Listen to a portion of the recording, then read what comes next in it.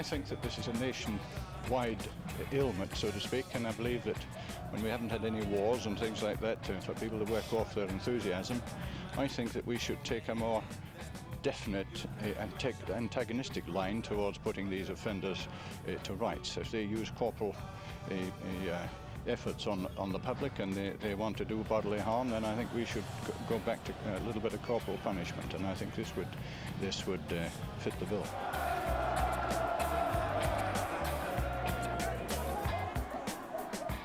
We used to sort of turn up and deal with whatever happened. Now we're intelligence-led.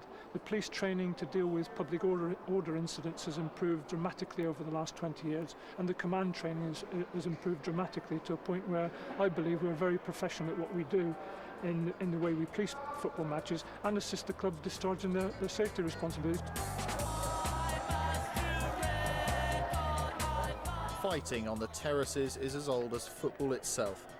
Recent trouble at some matches has prompted speculation that Britain is in danger of returning to the football hooliganism which blighted matches in the 70s and 80s. Today the emphasis is on crowd safety rather than crowd control, but government policy has not always been so clear. Back in the 60s, politicians were reluctant to take hooliganism seriously. It was considered a football club issue rather than a problem for society as a whole. There was a problem with hooliganism in the 60s, a rising problem, really. Initially we were fearful about, because we thought we'd somehow caught this from the Latins or from the Continentals. We'd started to play football in Europe regularly. There was a fear that we'd learned some of the worst aspects of the behaviour of foreign fans.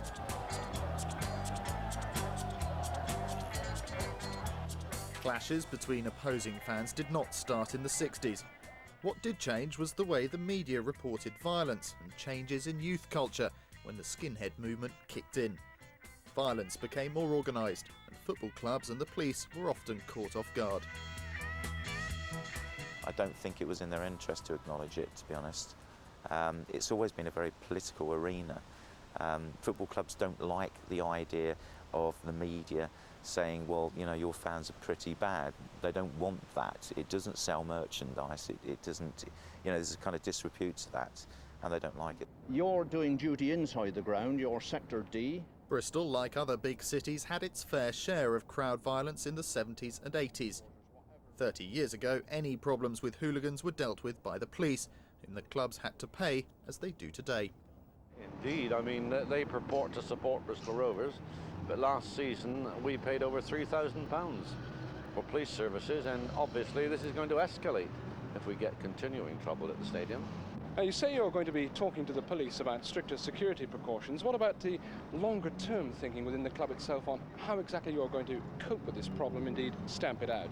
Well, it has been suggested that possibly the supporters club could provide stewards, but on the other hand, it's going to take a very brave man to face 50 or 60 hoodlums with a reasonable chance of being quite severely injured. Our objectives today is to maintain public safety and minimise disorder. Today, the approach to controlling unruly crowds is much more strategic and sophisticated. Before the fans even enter the ground, the police will know any potential troublemakers. In the past, the police tactic was reacting to trouble rather than preventing it. The 70s are the time when we were involved. There, you know, people used the term running battles in the streets. They weren't running battles, but the streets, some of the streets around the stadium where the home and away supporters were trying to clash. It took a lot of policemen to clear the streets, and it was hard work clearing them away from the streets after a football match, which is a great pity with football. But it was bad, and certain teams carry certain reputations, and you can envisage the sort of problems we were going to get even before they got here.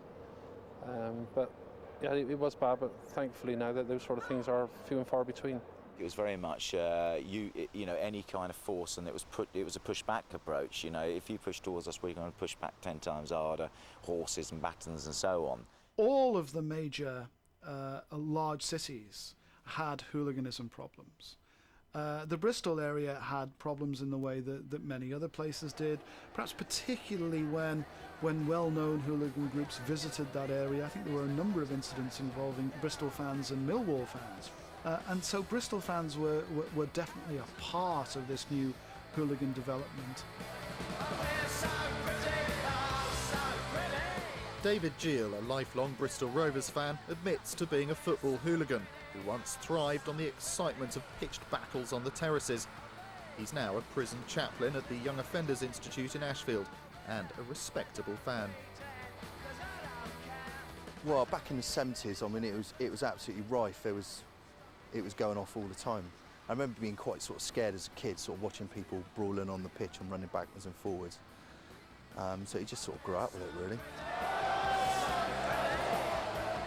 Probably about 16, 17, sort of hanging around with the older lads at football, sort of chucking stones and running around pubs and things like that.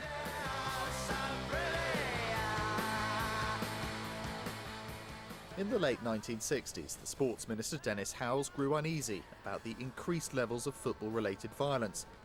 In what was considered an unorthodox move at the time, he asked a psychiatrist, John Harrington, to research the profile of a hooligan. His reports concluded that the typical hooligan was a young man from a traditional working-class background. The influences on hooligans included the behaviour of players, the success of the team, the quality of refereeing, the design of the stadium, media coverage, and the changes in society and attitudes to authority. I think a lot of it's excitement, is just feeling for that kind of, you know, whatever it is, 10, 15 minutes, that you're invincible, that you're part of a sort of a big group of lads that are all intent on the same kind of thing. I mean, with England, you actually feel that you are England, that you are there and you are taking England to a foreign country and invading it, really. I know it's sort of a warped way of looking at things now, but yeah, that's what we thought at the time. Well, Harrington's important because it's the first serious academic work on hooligans. You know, it has a social policy emphasis, obviously, because the minister has asked Harrington to do this work. But it also has the beginnings of a serious academic focus on hooligans, and it raises the profile of hooliganism. Having written his preliminary report, John Harrington assumed it would be published. It wasn't, so Harrington leaked his findings to the press, causing dismay in Whitehall.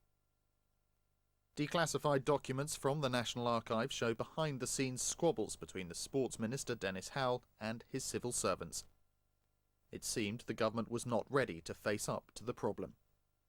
There's quite a few things which are interesting in those documents. I mean, one is the unhappiness at civil servants really with their minister, that he's asked this psychiatrist to go off and look at hooliganism. You know, they're also very unhappy that Harrington has gone back to look at earlier work on safety in football stadiums. So Harrington begins to say that the idea in the 1940s that we should have a national framework to make sure that football grounds are safety, Harrington says maybe we should look at that again. Maybe that's a good idea. And civil servants are clearly unhappy about this too, because they begin to say, well, this is dangerous. Who's going to pay for this? Whose responsibility is this going to be? We don't want to go down this route. I am WOOO, and I'm still here again. So 35 years ago, the government refused to be drawn into the debate about football hooligans and crowd control. The documents reveal a conflict between the Ministry for Sport and the Home Office over who should finance research. The priority of football clubs was to spend money on buying new players instead of improving safety, so warnings went largely unheeded. Today, that's changed.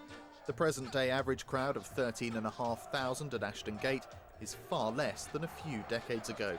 We regularly put in 30,000 plus into Ashton Gate, and I've been here when there's been 38, 39,000 in a ground that was a lot smaller in terms of its size than it is now. I mean, the big stand directly behind me, the Dolman stand, was like a wooden shack with a bit of terracing on it.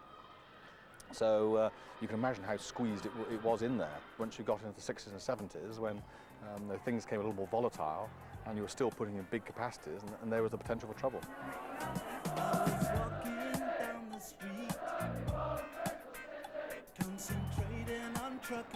1978, and Bristol City are playing home against Southampton.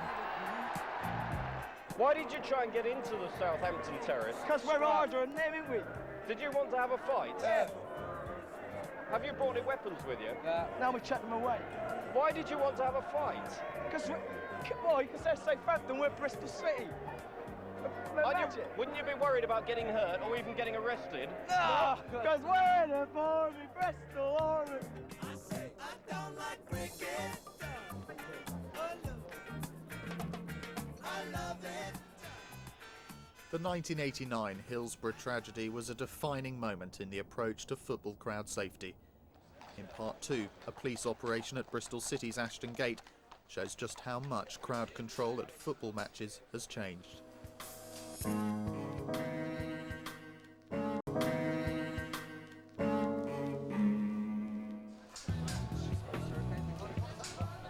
A local derby between Bristol City and Swindon Town in August this year.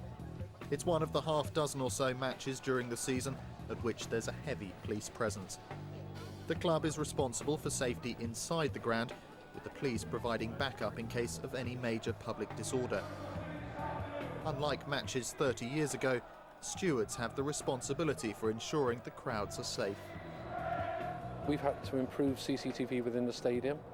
The steward in training is more professional now, and we've learned if you control the crowd safely, if you approach them properly, then you shouldn't get the problems. Unfortunately, you'll always get a small minority who want to cause some sort of problems. The club are responsible for monitoring the CCTV, so you will find that the safety officer will be there. He will have probably 2 people monitoring the CCTV. There will be 2 police communication operators in there, effectively working to me. My football liaison officer will be in there. He's an individual that we have that liaises on a constant basis with the club here at Bristol City in this case, and with other clubs nationally. He's the person that works with the intelligence officer to build up a picture of not only the City fans but the visiting supporters and what their likely behaviour is going to be.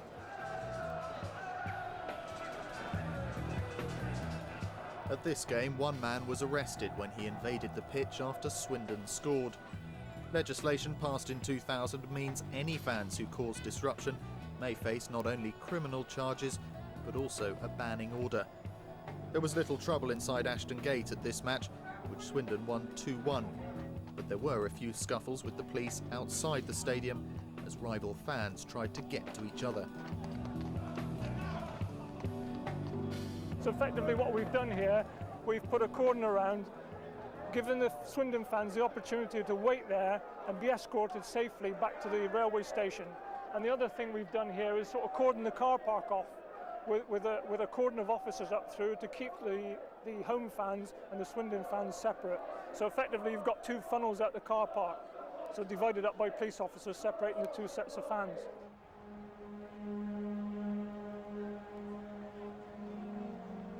Hillsborough 1989, in which 96 people died. The cause was not football hooliganism, but overcrowding, an unsafe stadium and a lack of police control. Following the inquiry into the tragedy, Lord Taylor recommended tougher legislation on safety at football stadia and set up the Football Licensing Authority to monitor club safety records. Each club has to have a licence for a match to be played.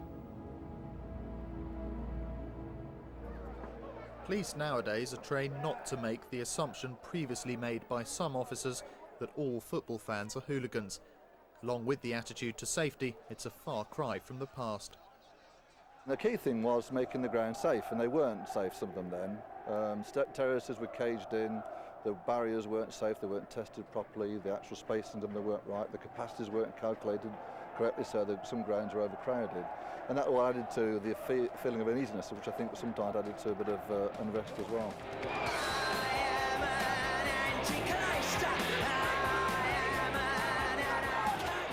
Pitch invasions in the 70s and 80s led to the introduction of cages to keep fans contained on the terraces. But as documents now declassified from the National Archives show, there was real concern that penning the fans in could lead to a tragedy. A year after the unofficial Harrington report in 1969, the government asked Sir John Lang to complete a study into crowd behaviour at football matches. The documents show that 20 years before Hillsborough, Lang was recommending increased seating to reduce the potential for crowd trouble and prevent a major catastrophe. One thing that Lang does say very strongly is it's clear to him that seats are very positive developments and that clubs should think seriously about having more seating. He thinks seats is a good way of dealing with hooliganism because it regulates behaviour inside the stadium, prevents people moving around. I mean, if you treat a person like a caged animal, you're going to get the response like a caged animal. But I say that's the benefit of hindsight. It was thought to be the best option at the time to stop the regular pitch invasions. But of course, it turned out to be one of the worst things that could happen with following Hillsborough. Of course, it was at Hillsborough we realised that seats might have done a lot to make stadiums safer, particularly in relation to fencing. Because that's another thing that Lang talks about. Talks about the possibilities of having perimeter fencing around stadiums, but also the real dangers. And actually, while he's reporting, an incident occurs at a match at Newcastle where people escape from the terraces onto the field as fighting takes place in the stadium. And Lang says, look, we need to realise that people need places to escape to. And there's great dangers in having unclimbable fences. Ironically, within a few years, we have unclimbable fences at our stadiums, and we know that those types of fencing were one of the reasons why people were killed at Hillsborough. The problem with putting fences in is people will naturally move towards open space. They will try to get to open space. And of course, it just becomes a crushing area. People will die, and people did die because of fences.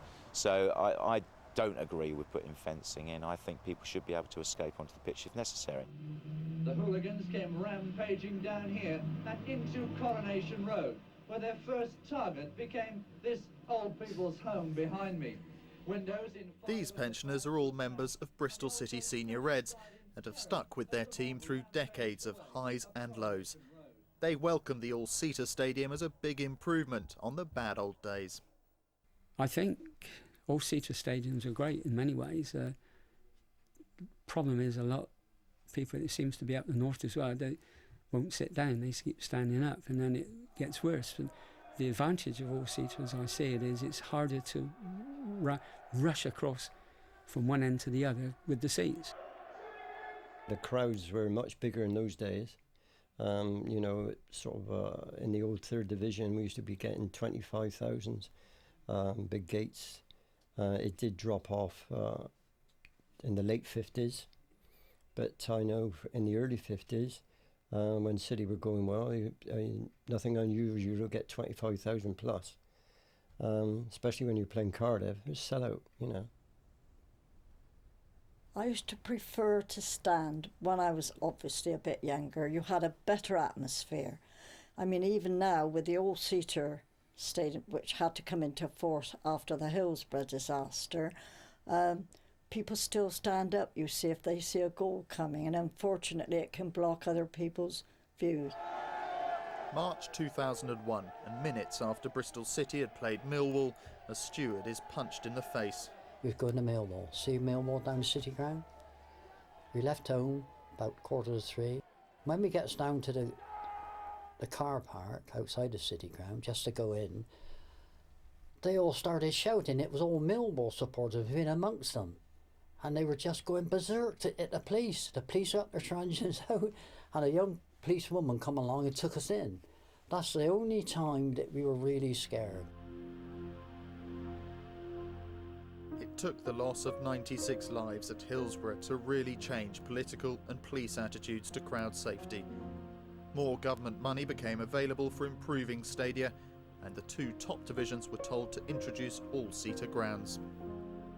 Obviously, the Taylor report after Hillsborough made it a rule that there were certain rules on terms of which division you're in and the length of time that you could achieve that in. But the aim was to get all the Football League grounds and obviously the Premiership into all-seater grounds. In our particular case, when we eventually put in this stand just behind us in 1994, the Atio stand, that was an old open-end terrace. It's now, as you can see, a 4,500 seater, and at that stage we became all-seater.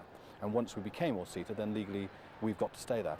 We don't have the option to go back to standing terraces. That's made a big difference. Things have improved, the legislation and the requirements for the needs of a modern stadium. Not only CCTV, barrier strengths, all sorts of control. The legislation which has come in now has made invasion on the pitch almost taboo. Given the very clear warnings issued in the 1960s documents, 20 years before Lord Justice Taylor published his report, was Hillsborough a disaster which could have been prevented? I think Harrington had seen that. I think Lang had seen that too with respect to fencing. And both of these reports really were ignored. Harrington because there was resistance to the idea of a national statutory scheme for safety with clear guidelines. That didn't come till much later. Lang was resisted with respect to his recommendations on seats. Lord Justice Taylor, of course, brought both of those things in the late 1980s. I think we've learnt, sadly, through disaster. I think we've learnt through events that have taken place. I don't think we've learnt a lot through documentation, because I don't think we've had access to all the documentation and all that goes with it as well, the little notes that are flying about and what have you. So I think, unfortunately, we've learnt through the government being pressurised by events that they can't just push away and push under the carpet. They're too big.